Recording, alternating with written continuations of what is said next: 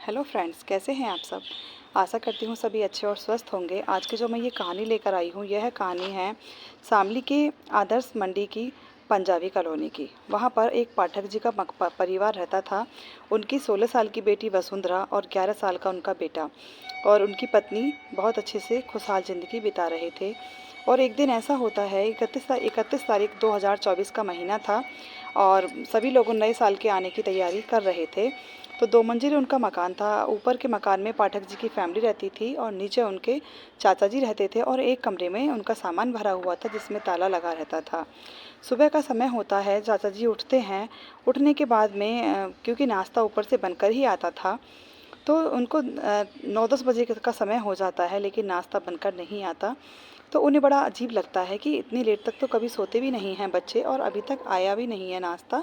तो उसके बाद जो अखबार आता था, तो बच्चे अखबार लेकर वहाँ से चले जाते थे, लेकिन उस दिन अखबार भी कोई लेकर नहीं गया। तो उन्हें और ज़्यादा बेचैनी सी बढ़ने लगी कि आज कोई अखबार लेकर भी नहीं गया है। उसके बाद में पाठक जी बुजुर्ग थे। धीरे चढ़ के वो ऊपर तक जाते हैं, तो वो देखते हैं कि घर में ताला लगा हुआ है और दोनों कमरों में ही ताला लगा हुआ था। तो इसके बाद में जो चाचा जी होते हैं वो कहते हैं कि शायद करनाल जाने की बात हो रही थी, क्योंकि उनकी पत्नी का मायका करनाल में था, कि करनाल जाने की बात हो रही थी, शायद करनाल चले गए हों। पर उन्हें थोड़ा अटपटा ये लगता है कि अगर वो करनाल जाता तो मुझे बताकर ही जाता, ऐसे तो बिना बताए वो नहीं जाता। पर फिर भी सोचते हैं चले गए होंगे। तो उनके पास में 3 गाड़ियाँ थीं। जब वो चाचा जी बाहर जाकर देखते हैं, तो 3 गाड़ियों में से एक गाड़ी भी वहाँ पर नहीं थी। तो उन्हें फिर पक्का हो जाता है कि शायद वो वहीं पर गए होंगे। तो उनका जो बड़ा बेटा था वो भी वहीं पर कुछ दूरी पर रहता था। वो अपने बड़े बेटे को फ़ोन करके बुलाते हैं और उससे कहते हैं कि बेटा, पता नहीं अभी फ़ोन भी नहीं लग रहा है तीनों का, ना बच्ची का ना तुम्हारे भैया का, और चले गए हैं, मुझे बताकर भी नहीं गए। तो भैया भी थोड़ा सख्ते में आ जाता है कि एटलीस्ट बात तो हो रही थी, पर मुझे बताकर ही चला जाता अगर जाना ही था, लेकिन वो करनाल चला गया है तो चलो कोई नहीं। उसके बाद में वो घर पर आते हैं, उनको चाचा जी को नाश्ता वगैरह कराते हैं। कराने के बाद में फिर वो वहाँ से इधर उधर अपना चले जाते हैं। लेकिन उनको लगता है कि दोपहर का 1 बज गया, अभी तक कोई भी खबर नहीं मिली है, तो कम से कम फ़ोन तो उठाना चाहिए था, फ़ोन करके तो बताना चाहिए था। फिर वो थोड़ा शक पकाते हैं और उन्हें लगता है कि कोई ना कोई नई मुसीबत शायद आ गई है। और वो इस तरह के उसमें वो प्रॉब्लम्स में उन्हें लगता है कि कोई प्रॉब्लम भी शायद हो सकता है, वो प्रॉब्लम में फंसे हों। और इसके बाद में फिर वो वहाँ से जाते हैं और जब जीने में ऊपर चढ़ते हैं, तो वो कहते हैं कि तुम मानो ना मानो, इस ताले को तोड़ दो। जैसे ही ताला टूटता है, ताला टूटने पर देखा जाता है कि जो पाठक जी थे और उनकी पत्नी बेड पर पड़े हुए थे और सारे घर में खून के धब्बे लगे हुए थे। और वो बहुत परेशान हो जाते हैं, चीख पुकार मच जाती है। पुलिस को तुरंत बुलाया जाता है। फिर वो कहते हैं लेकिन बच्चे कहाँ हैं, और बच्चे भी उन्हें वहाँ पर नहीं दिखाई देते। तो दूसरे कमरे का भी ताला लगा हुआ था। पुलिस की मौजूदगी में ही वो दूसरे कमरे का ताला भी तोड़ा जाता है। तोड़ने के बाद में पता चलता है कि वहाँ पर भी बेटी कोई चादर ओढ़े हुए लेटा हुआ है। उनका दिल धड़क रहा था, धड़कनें बढ़ रही थीं और बहुत ज़्यादा परेशानी उन्हें लग रही थी। लेकिन फिर एक पुलिस वाला आगे कदम बढ़ाता है और चादर को खींचता है, तो वो देखते हैं कि लड़की भी वहाँ पर मरी पड़ी थी, लेकिन पोता उनका वहाँ नहीं था। इसके बाद में फिर पुलिस इधर उधर चारों तरफ खोजबीन करती है, सीसीटीवी कैमरे खंगालती है। तो वहाँ पर उसको जाते हुए देखा जाता है कि वो डिग्गी में कुछ रख रहा है, लेकिन क्या रख रहा है वो सीसीटीवी कैमरे में साफ नहीं दिखाई देता।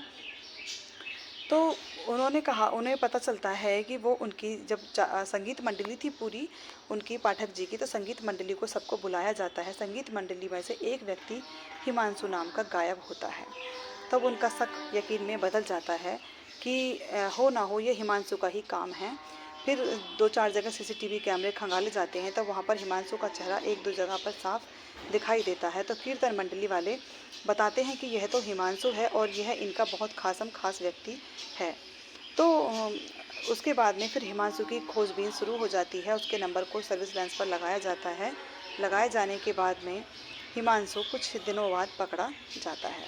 जब हिमांशु को पकड़ा जाता है, पकड़े जाने के बाद में हिमांशु से पूछा जाता है, तो वो जब सीसीटीवी कैमरेज फुटेज दिखाई जाती हैं, तो वो ज़्यादा देर तक बहाने नहीं बना पाता और फिर वो बता ही देता है कि मैं इनके लिए दिन रात काम करता हूँ। जब जब ये मुझे जहाँ जहाँ बुलाते थे, मैं वहाँ वहाँ संगीत मंडली में काम करने के लिए इनके साथ जाता।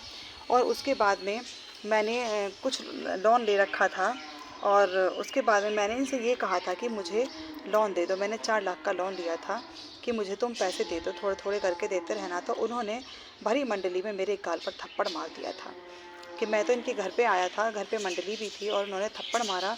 तो शाम को मैं फिर वहाँ से गया नहीं, क्योंकि अधिकतर मैं इनके घर पर रुक जाता था और सो जाता था। मैं इनका बहुत विश्वास पात्र था।